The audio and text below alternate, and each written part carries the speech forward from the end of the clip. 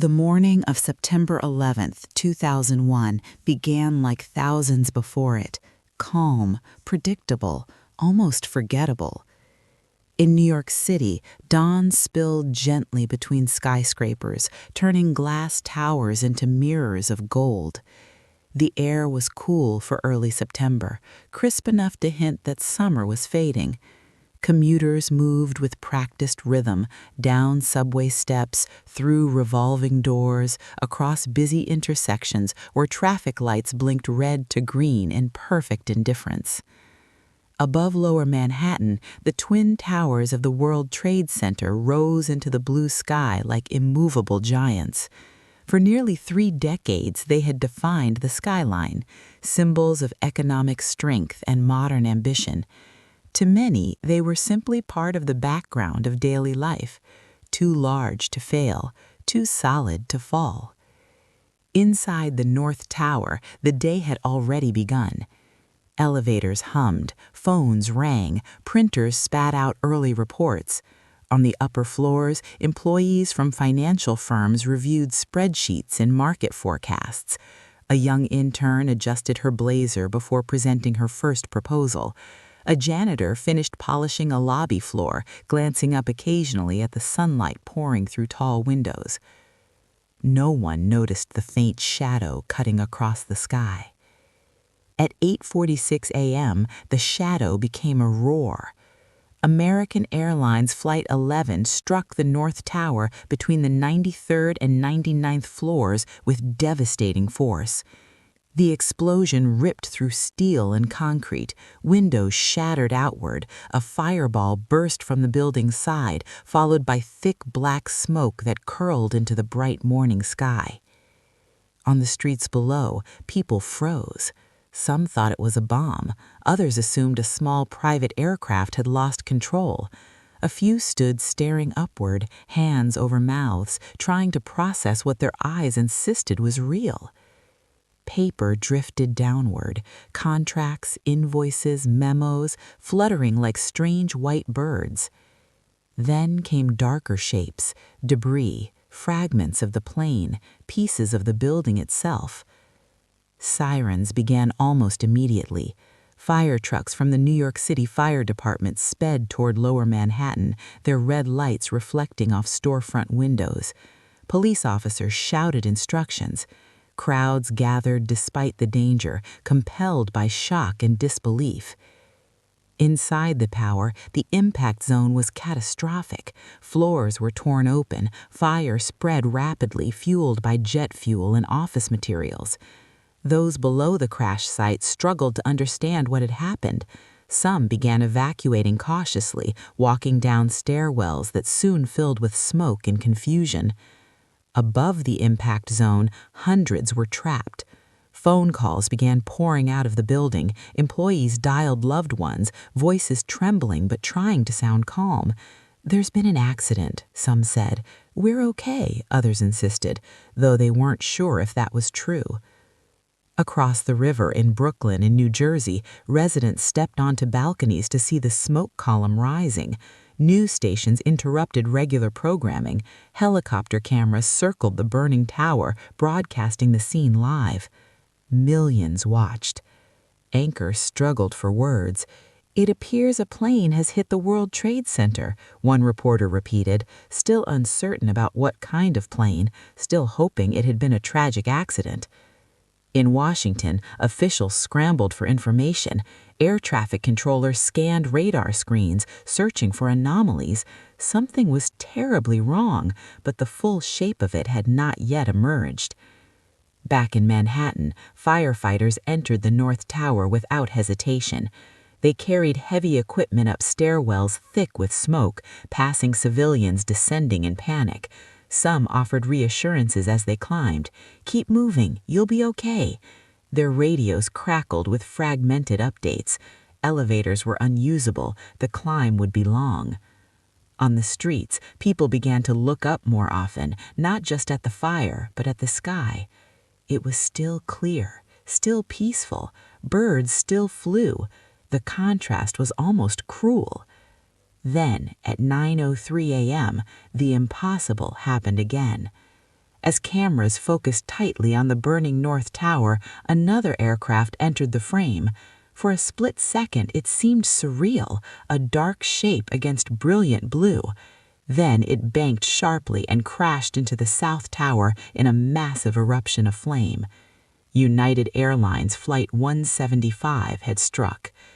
The explosion bloomed outward in orange and black. Shock waves rippled through surrounding buildings. Gasps filled television studios. Some anchors screamed, others fell silent mid-sentence.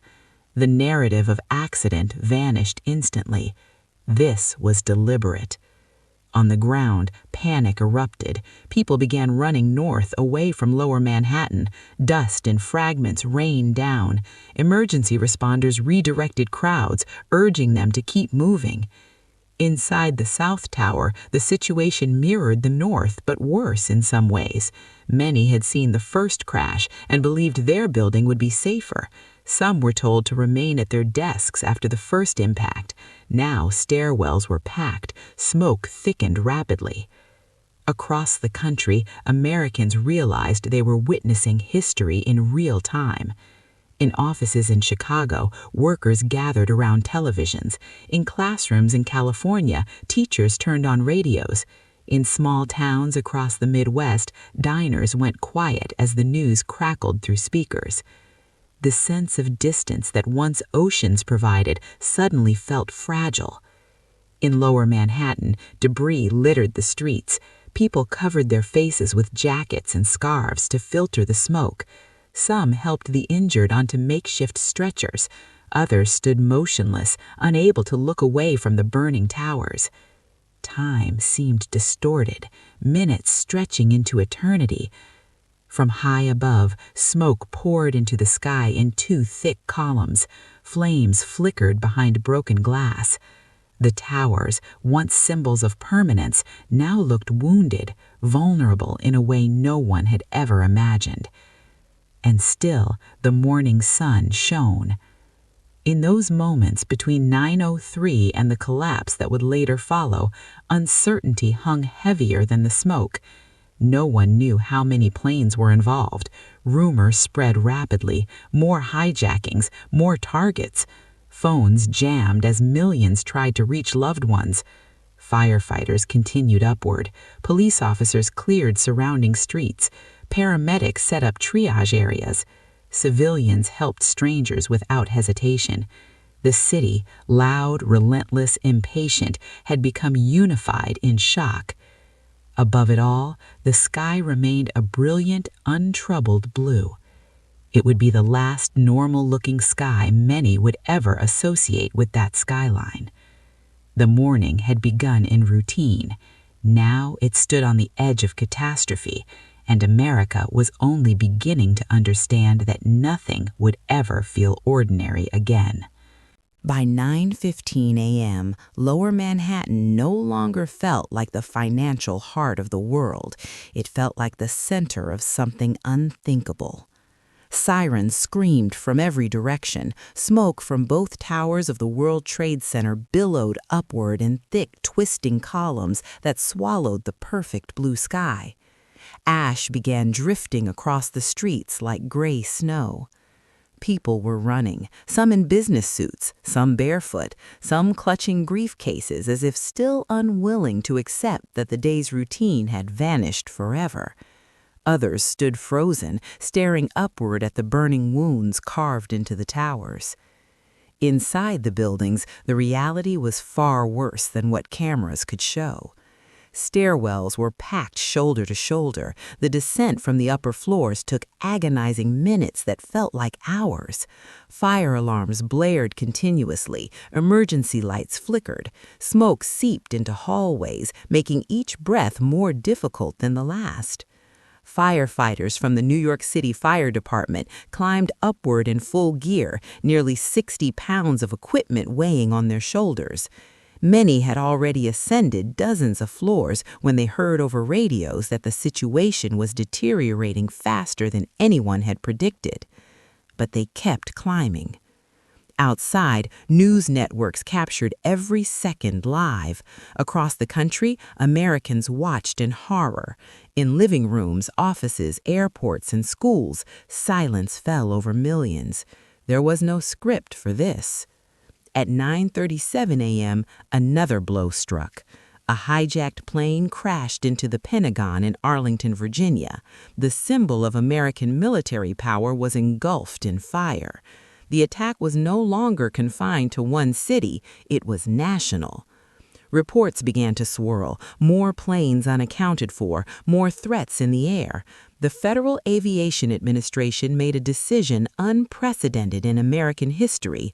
All civilian aircraft in U.S. airspace would be grounded immediately. Planes turned around mid-flight, airports halted departures, skies that were usually crisscrossed with jet trails grew eerily empty. Back in Manhattan, the situation was reaching a breaking point. Flames raged through the South Tower, structural damage weakened the building's steel core. Those watching from nearby rooftops could see sections of the upper floors leaning slightly, a subtle but terrifying shift. At 9:59 a.m., it happened. The South Tower began to collapse. At first, it looked almost slow, the upper floors tilting inward. Then, gravity took over. The building imploded downward in a thunderous roar, floor after floor pancaking onto the one below. A monstrous cloud of dust and debris burst outward, racing through streets like a tidal wave. People screamed and ran. The dust swallowed everything: cars, storefronts, traffic lights, entire blocks. Day turned to darkness. Visibility dropped to near zero, the air filled with choking debris. Office workers stumbled through the gray storm, covering their mouths with sleeves and ties. Some held hands to avoid being separated. Others called out names into the suffocating haze. For a moment, it felt like the end of the world. The collapse sent shock waves through the remaining North Tower. Inside, firefighters received desperate radio messages. One tower was gone. No one could fully process what that meant. Outside the dust cloud, survivors emerged coated in ash, their clothes torn, faces unrecognizable beneath layers of gray. They moved like ghosts, eyes wide, searching for direction. Hospitals across the city activated emergency protocols. Blood banks prepared for waves of injured victims. Bridges and tunnels closed. Cell phone networks became overloaded, cutting off communication for thousands trying to reach loved ones. In Washington, government officials were rushed to secure locations. Fighter jets patrolled above the Capitol. Rumors spread that the White House and the U.S. Capitol were potential targets. Then came another piece of news, one that carried both tragedy and courage. In the skies over Pennsylvania, passengers aboard United Airlines Flight 93 had learned through phone calls that planes had already struck New York and Washington. Realizing their aircraft was part of the same coordinated attack, they refused to remain passive. They fought back. At 10:03 a.m., Flight 93 crashed into a field near Shanksville, Pennsylvania. Investigators later concluded that the passengers' resistance likely prevented the plane from reaching a high-profile target in the nation's capital. Their actions added a new dimension to the unfolding horror, a reminder of human bravery amid chaos. But in Manhattan, the nightmare was not over. The North Tower still stood, burning fiercely. Its upper floors glowed with flames. Smoke poured from shattered windows. Emergency crews continued evacuations around the perimeter, urging everyone to move further north. At 10:28 a.m., the North Tower collapsed. The sound was deeper this time, a grinding, tearing roar that echoed across the borough. The building crumbled into itself, vanishing into another avalanche of steel and ash. The skyline of New York City was permanently altered in less than 2 hours. When the dust settled enough for shapes to reappear, the scene resembled a war zone. Twisted beams jutted from massive piles of debris. Emergency vehicles lay crushed beneath rubble. The air smelled of smoke, fuel, and pulverized concrete. Nearly 3,000 people would ultimately be confirmed dead. office workers, airline passengers, police officers, and firefighters who had run toward danger. Across America, grief mingled with disbelief. Schools dismissed students early, offices closed, families gathered around televisions, replaying the collapses over and over as if repetition might make them comprehensible. President George Bush was informed while visiting an elementary school in Florida. The images of him listening as an aide whispered the news into his ear would become iconic, a moment when leadership and shock collided. By afternoon, Lower Manhattan was sealed off. Smoke continued to rise from the wreckage that would soon be called Ground Zero. Rescue efforts began immediately, though hope for survivors diminished with each passing hour. Yet, amid devastation, acts of humanity persisted. Strangers carried the injured, boat captains ferried thousands across the Hudson River in the largest maritime evacuation in modern American history. Volunteers lined up to help in any way possible. As night fell, floodlights illuminated the ruins. The sky that had once been bright blue was now hazy and dim. The towers were gone. The illusion of invulnerability was gone. And a nation understood with painful clarity that the world had changed before lunchtime. The morning that began in sunlight had ended in shadow, and the consequences were only beginning to unfold. Night fell over the ruins of Lower Manhattan, but the darkness never fully returned to normal. Floodlights bathed the smoking debris of the World Trade Center in an artificial glow. The pile of twisted steel and shattered concrete smoldered for weeks, sending thin columns of smoke into the air long after the collapses had ended. Firefighters, police officers, construction workers, and volunteers moved across the unstable wreckage with determination that bordered on disbelief. They searched for survivors. They found very few. Across New York City, missing person posters began appearing on walls, bus stops, and lampposts. Photographs smiled out from sheets of printer paper. Fathers, daughters, best friends, fiancés. Handwritten notes begged for information. Have you seen him? Last seen on the 104th floor. Please call. Hope lingered in those first days, fragile but persistent. But as hours turned into days and days into weeks, hope gave way to mourning.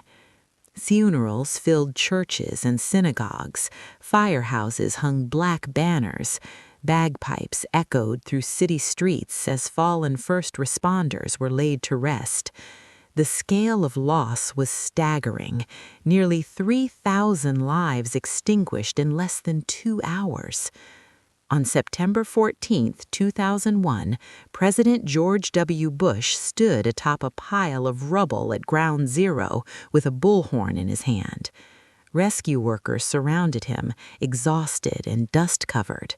When someone shouted that they couldn't hear him, he replied, "I can hear you. The rest of the world hears you." The crowd erupted in applause. The words were simple, but they signaled something unmistakable. America would respond. Within days, investigators traced the attacks to al-Qaeda, a militant extremist network led by Osama bin Laden. Intelligence agencies revealed that the hijackers had trained for months, quietly embedding themselves within American society before carrying out their coordinated assault. The revelation deepened the wound.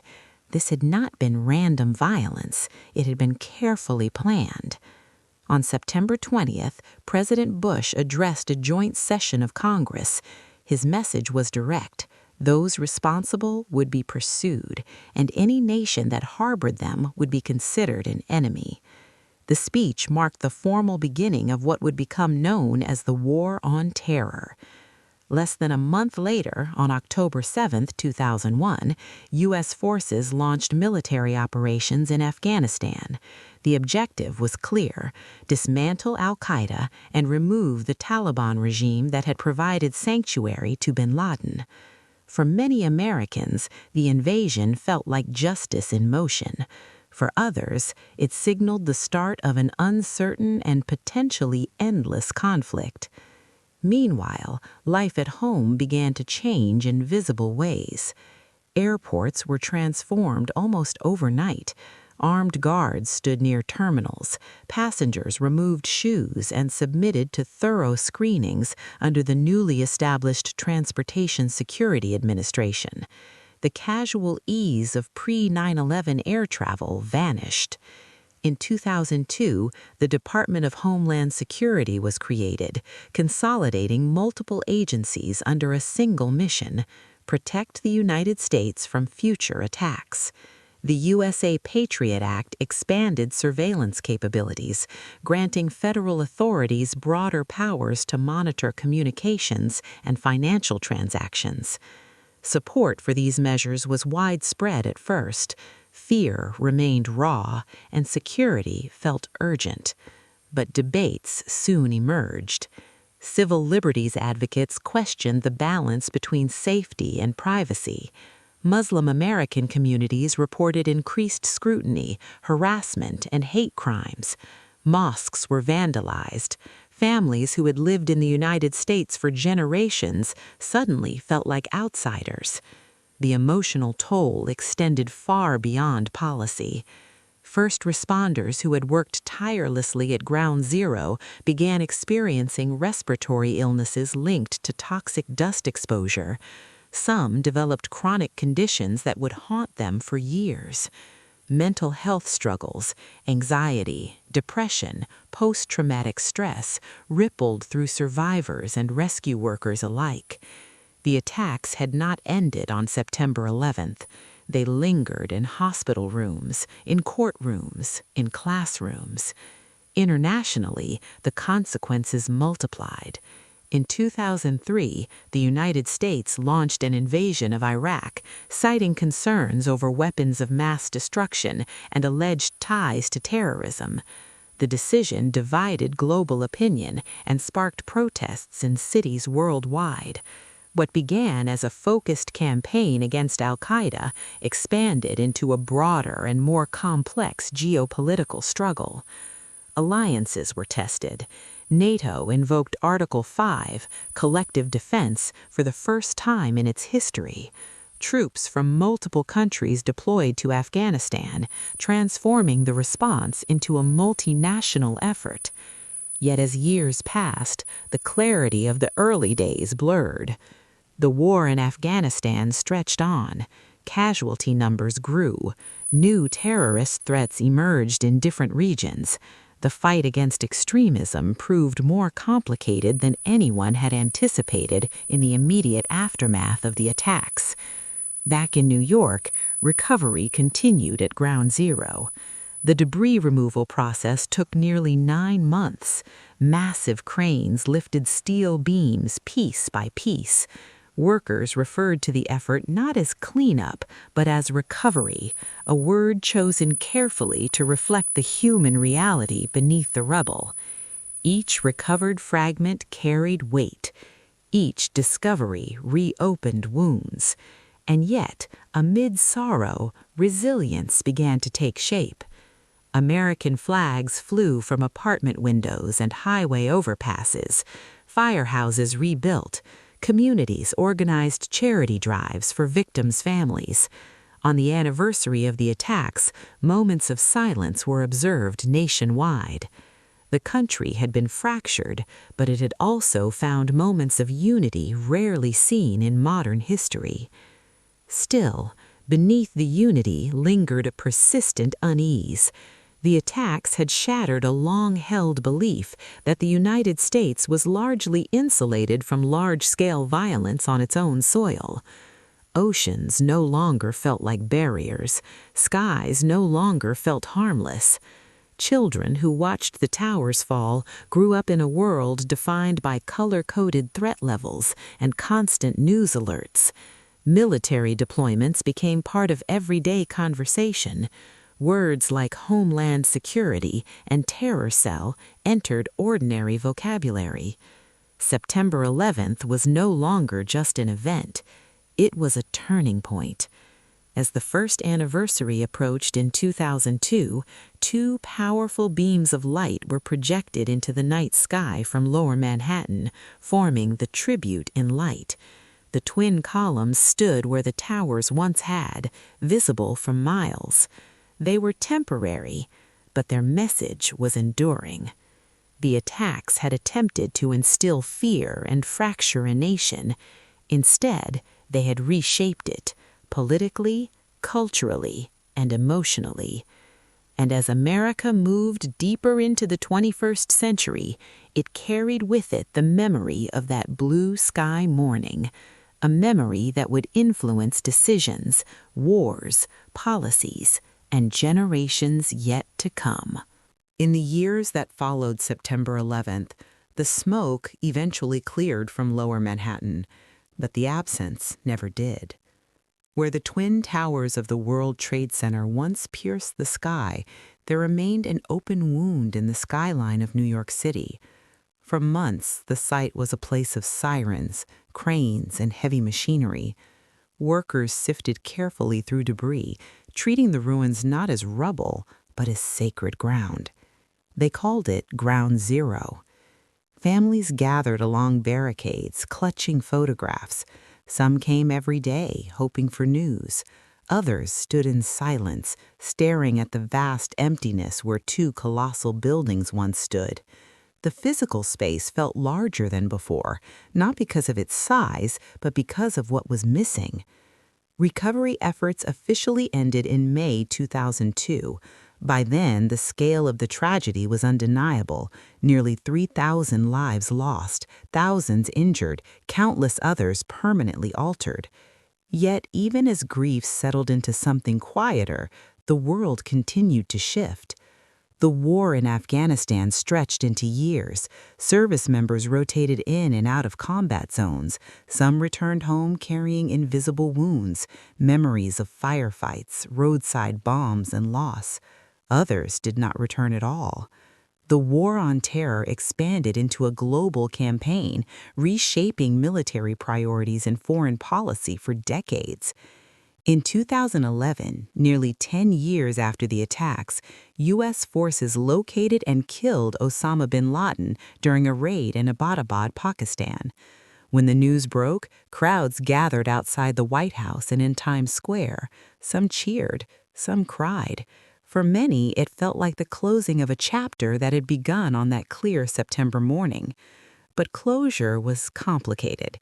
Bin Laden's death did not erase the wars. It did not bring back those who had perished in the towers, at the Pentagon, or aboard the 4 hijacked planes. It did not heal the lungs of first responders who had breathed toxic dust, nor did it silence the memories that still surfaced in the quiet hours of the night. The legacy of September 11th extended far beyond a single man. In 2011, on the 10th anniversary of the attacks, the National September 11th Memorial and Museum opened at Ground Zero. 2 vast reflecting pools were built in the footprints of the original towers. Water cascaded endlessly into square voids at their centers, disappearing into darkness. Around the edges, the names of every victim were engraved in bronze. Visitors run their fingers over the letters. Some leave white roses tucked beside specific names on birthdays.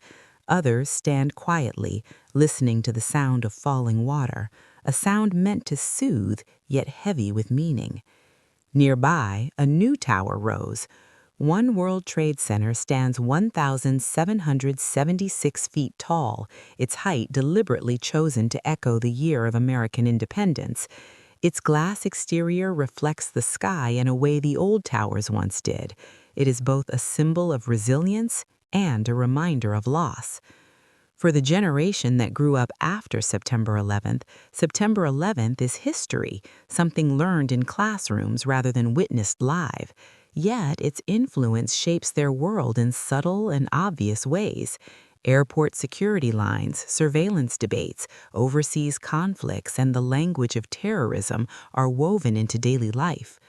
Teachers now describe the attacks the way earlier generations described Pearl Harbor, as a moment when time seemed to split in two, before and after. The cultural impact has been equally profound. Films, documentaries, books, and memorials attempt to capture what it felt like, the confusion, the fear, the unity. Survivors share stories so that memory does not fade into abstraction. Each year on September 11th, ceremonies take place in New York, Washington, and Pennsylvania. Moments of silence mark the exact times the planes struck and the towers fell. Bells ring, names are read aloud, one by one. The reading takes hours. Family members often volunteer to speak. Some were children when they lost a parent. Now they stand as adults, voices steady but emotional, ensuring that those names remain more than statistics. The long-term health effects on first responders led to legislation providing medical support and compensation.